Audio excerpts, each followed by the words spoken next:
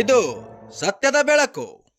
ವಿಜಯಪುರ ಜಿಲ್ಲೆ ಬಸವನ ಬಾಗೇವಾಡಿ ಪಟ್ಟಣದ ಬಸವೇಶ್ವರ ದೇವಸ್ಥಾನದ ಮುಂಭಾಗದಲ್ಲಿ ಜಿಲ್ಲಾ ಆಡಳಿತ, ಜಿಲ್ಲಾ ಪಂಚಾಯತ್, ಜಿಲ್ಲಾ ಆರೋಗ್ಯ ಮತ್ತು ಕುಟುಂಬ ಕಲ್ಯಾಣ ಇಲಾಖೆ, ತಾಲೂಕು ಆರೋಗ್ಯ ಇಲಾಖೆ, ತಾಲೂಕು ಆಸ್ಪತ್ರೆಗಳ ಸಹಯೋಗದಲ್ಲಿ ರಾಷ್ಟ್ರೀಯ ಪಲ್ಸ್ ಪೋಲಿಯೋ ಅಭಿಯಾನಕ್ಕೆ ರಾಜ್ಯ ಸಹಕಾರಿ ಮಹಾಮಂಡಳದ ನಿರ್ದೇಶಕ ಈರಣ್ಣ ಪಟ್ಟಣಶೆಟ್ಟಿ ಚಾಲನೆ ನೀಡಿದರು.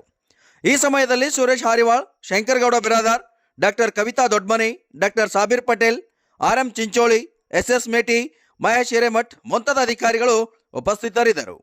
Vajraksha news report, Mehboob Guntkal, Basavana Bagewadi.